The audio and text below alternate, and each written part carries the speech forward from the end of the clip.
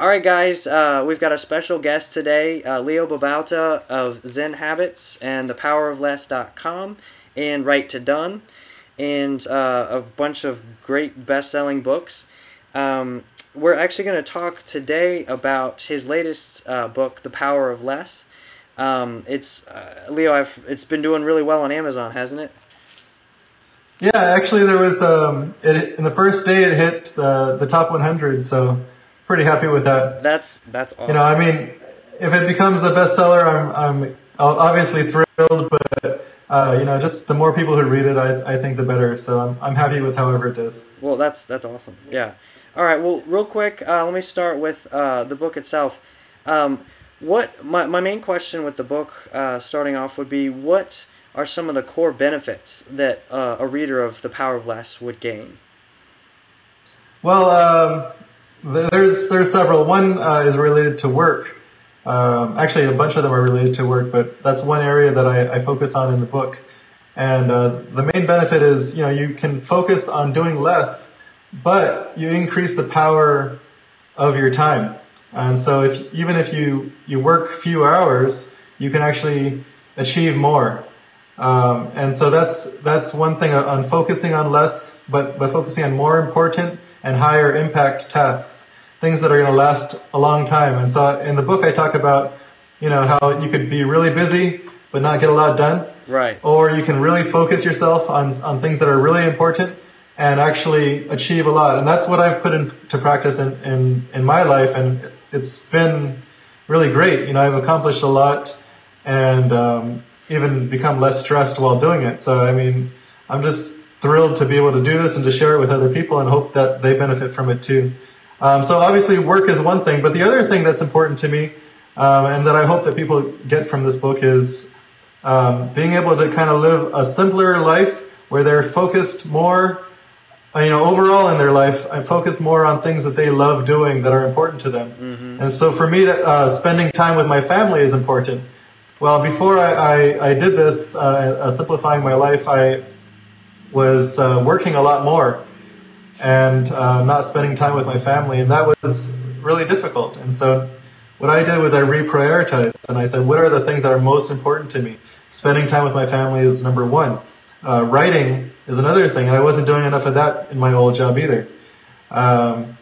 Another thing is reading and running. Those are two other things that are important to me. And so I figured out what those essential things are, the things that I really love doing, that make me happy, that are important to me, and I made those the focus of my life.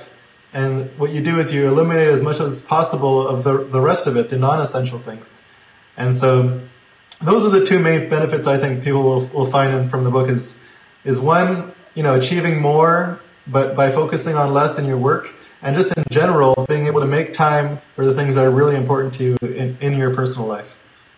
Yeah, those are some things that are definitely easier said than done sometimes. I think it sounds like that's one of the points of the book, is that you kind of lay things out kind of in a step-by-step way, or a clear way of how to actually take something that sounds easy but we all know is not, and actually turn it into a new habit or a new lifestyle. Is that pretty accurate?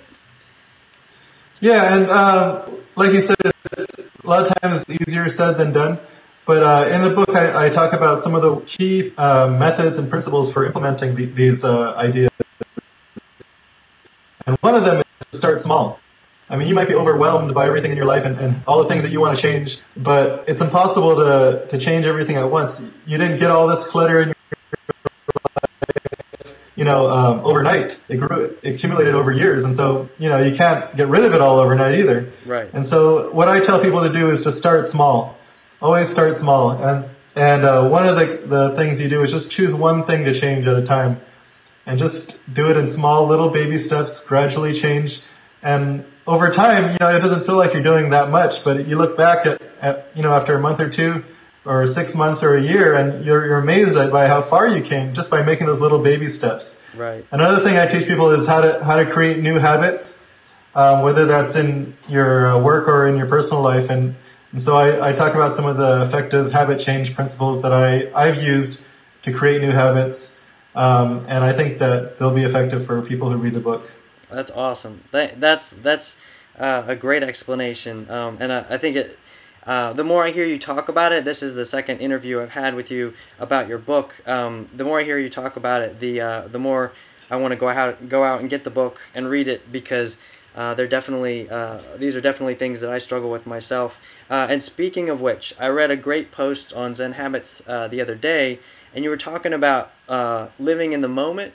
You were trying, you're focusing on the benefits of just basically, I guess, being satisfied with right now. Can you talk a little bit about that? Well, sure. I mean, it's something that I've been thinking about a lot in my personal life. Just recently, actually, there's always something that you want, a goal that you're trying to achieve, and that's fine. I'm not speaking against goals, but we always think, when we reach that goal, we're going to be happy. Right. And when we get in that mindset, you get to that goal and you're not happy. You still want something more. And that's always the case when you have that mindset, is you're never happy when you reach the goal. I mean, maybe you're temporarily like, yay, I got the raise, right, or I got that promotion, or I got that bigger car or nice house or whatever. But once you get it, then you're looking at the next goal. And so you forget to enjoy the goal that once you reach it. And so what happens is we're always striving for something, and we're always waiting for happiness. And so what I've been thinking about lately is, you don't need to wait for it. Just be happy now. And there's no, basically you can still go for goals, strive for something, but don't make your happiness be dependent just on reaching it, because there's a long ways to get there. And during that whole time, are you going to be unhappy because you're not there yet? It's better to enjoy the journey while you're there, while you're going towards that goal. So, and that's what I've been doing. Like, for example, with, I've been trying to get in shape, lose weight, get fit. And, I've learned that it's actually a journey.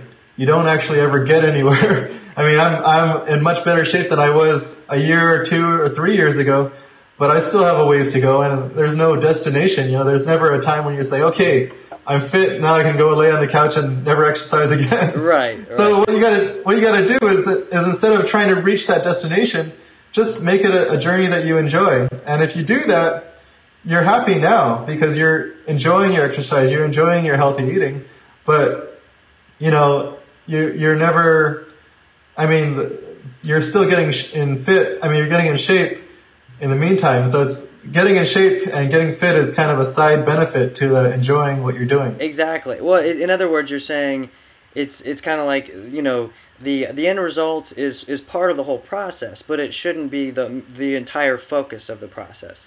That the journey itself can be enjoyed every step of the way.